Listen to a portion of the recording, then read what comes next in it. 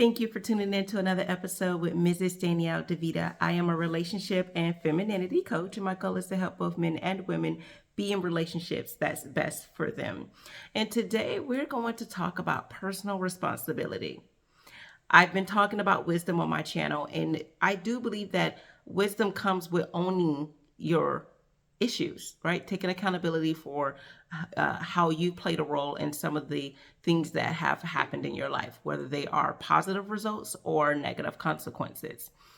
A lot of times we like to say someone else is the problem. They are the reason why you are in this predicament. It is the father of your child. It is your husband. It is your wife. It is your girlfriend. It is your ex. It is your parents. It is whoever did you wrong. You're the reason why you're in the state that you're in now. And although they may have very well contributed to it and highly contributed to it, it still means that there is some type of personal responsibility that needs to be done on your part. A lot of times we think that, because someone is the determining factor of why we are in the predicament, that we never played any role, whether it was a passive role or an active role. And to help you understand what a passive role is, because most of the time people understand what an active role is. It means you actively play a role in why you are where you are now. But let me talk a little bit about a passive role. A passive role is where you did not do anything. It was your inaction that caused this. You not standing up for yourself. You not, holding the other person accountable. You not leaving from the relationship. You not being assertive enough. Is more of a passive role. These are roles where you didn't actually do anything or say anything, but because you did not open your mouth, because you did not act, it caused whatever situation you're in. And sometimes we think that because we didn't do anything, that it should not be significant enough that changed the course of the relationship. Maybe had you said something the first time you saw this deal breaker, and maybe even left or even said something, things could have turned around rather than you going month after month, year after year, going through this. And then now you're at this breaking point. And this is when people say it's the straw that broke the camel's back. It wasn't really the straw. A lot of times we like to put it on the straw, but it was a combination of these things. And then that was just the last straw. So we have to understand when you think about just thinking about it was the last straw.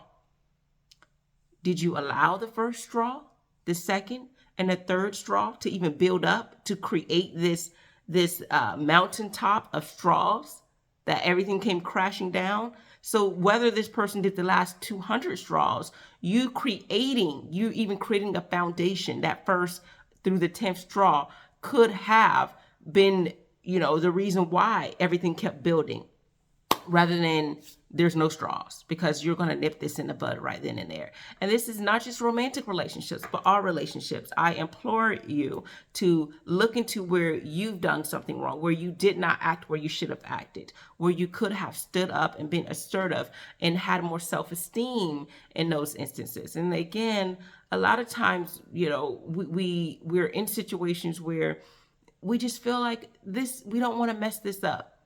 But in retrospect, we actually messed it up by ignoring some of the facts. So ignoring, pretending like it doesn't exist, overlooking the problem, not saying anything about the problem is the reason why you're in this predicament. The reason why you're in a relationship that has been going on and on and on, and now you consider it a dead-end relationship when you could have said something in the very beginning of that relationship, when you could have done something to turn that around.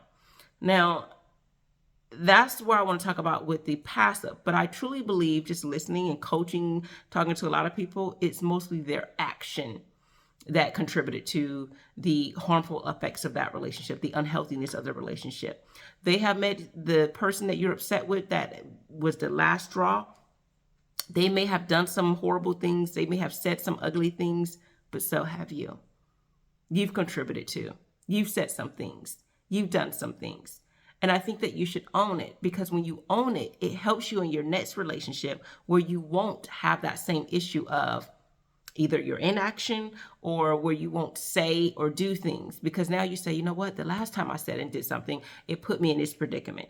This time I want to have a healthier way of communicating with this person when I'm angry. Understanding your feelings and being able to maturely express and adequately articulate how you're feeling and how you want to go about handling it in a healthy and appropriate way. It's crucial for any relationship, no matter what type of relationship it is, whether it's business, familial, friendships, or romantic relationships. And I think it's even crucial because if you have children, now they'll know how to handle relationships. A lot of times people do not know how to function in a healthy relationship because they've never seen it and they've never practiced it. You have to practice. Practice makes perfect. And of course, I say that term loosely because we're not Jesus, we're not perfect. But the goal is to attain that level of perfection by continuing to have these conversations. We're not perfect. I'm not perfect. We're not going to always have perfect conversations. But if you're mindful, you can get close to it. A lot of people say in relationships, everyone fights, everyone argues.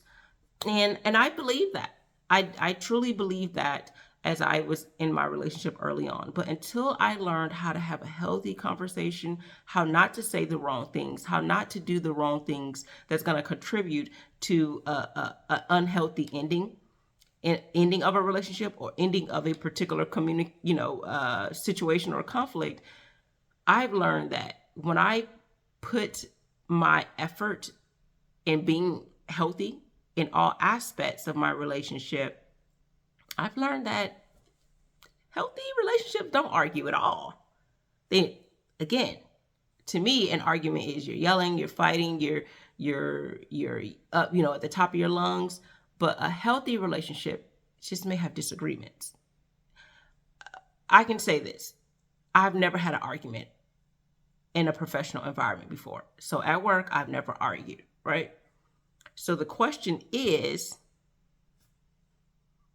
if you can have and be at work and have never had an argument at work, never got in a fight, then that means you can do it in your relationships, which means you know how to act. You know what to say and what to do in a professional environment. Well, now you're with someone that you love, your spouse, your significant other, your friend, or whatever. Now you know how to have that kind of conversation where you can disagree, because I've had disagreements at work. Not arguments. So I can have a disagreement in my relationship, but we don't argue. So I can actually say, no, we don't argue. Every relationship does not have arguments, but every relationship will have disagreements. Why? Because you may not feel the same way about the same situation. Maybe the premise of it, the crux of it, you may have some type of commonality, but you actually may feel a little bit different, or you may be on opposite ends of the same scenario because you see it differently. Especially men and women, we can look at one situation and see it completely differently. Even though we believe that the facts are the same, we agree that the facts of the situation are the same, but we come about it in a different way.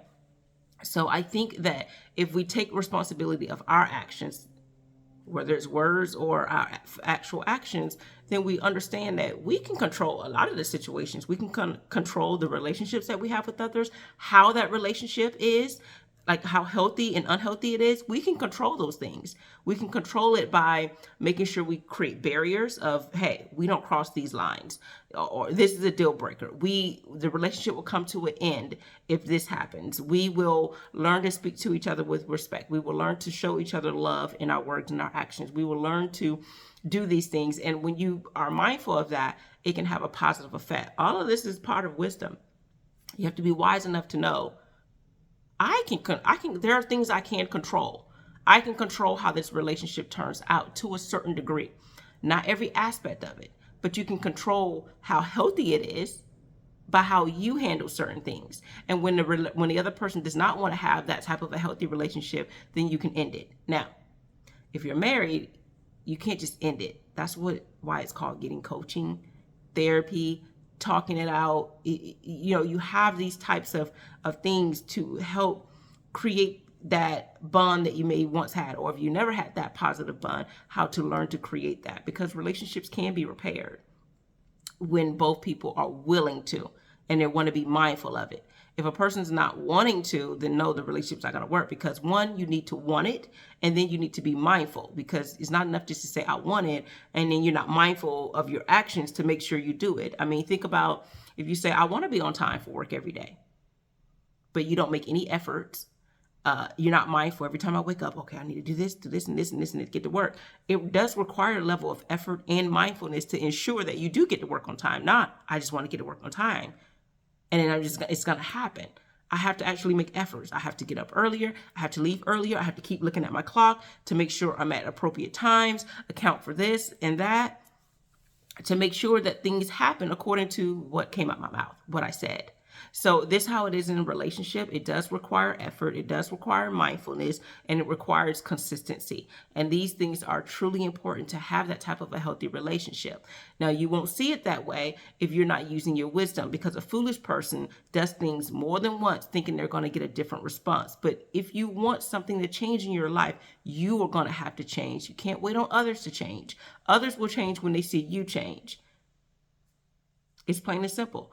And if they don't want to change, they're going to end the relationship, because they either feel like you guys are on the same page, whether you are moving in a healthy state or not a healthy state. People realize when you're not on the same level that they feel like they want you to be, they're going to end the relationship themselves. They're going to pull themselves out of that relationship.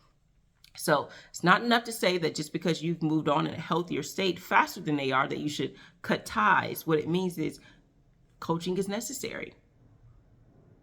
That third party may be necessary. So I do hope that this helps you in understanding that this is all part of wisdom, maturity, and wanting to make sure that you are taking personal responsibility of your actions and how you're going to change that. How are you going to change that? Now that you know what you know, now that you know that you have contributed to some of the pitfalls in your relationships, how are you going to change that? If you are contributed to the success of your relationship, how are you going to improve upon that? Because we don't want to be stagnant. We want to say, you know what? I am loving. I am kind. I am respectful. Now, how can I show more? Right? So now I may show it with my words. Now let me show it with my actions. Okay? Let me step it up a little bit. There's nothing wrong with improving upon. You just don't want to get worse, but it's okay improving upon those successes. So look at what you're doing right, and then look at what you're doing wrong. Take responsibility of those things. You want to take responsibility of the positive and the negative, not just the negative and not just the positive. The negative will help you be and do better. The positive will help you have that self-esteem and know that you are worthy and you do add some value in some respect. Now, if you haven't contributed anything positive, that's okay, because now that you know the negative, you can do something positive.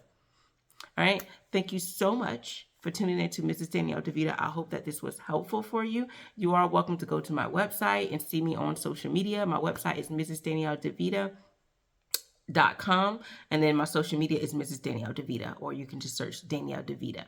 Thank you so much. Take care.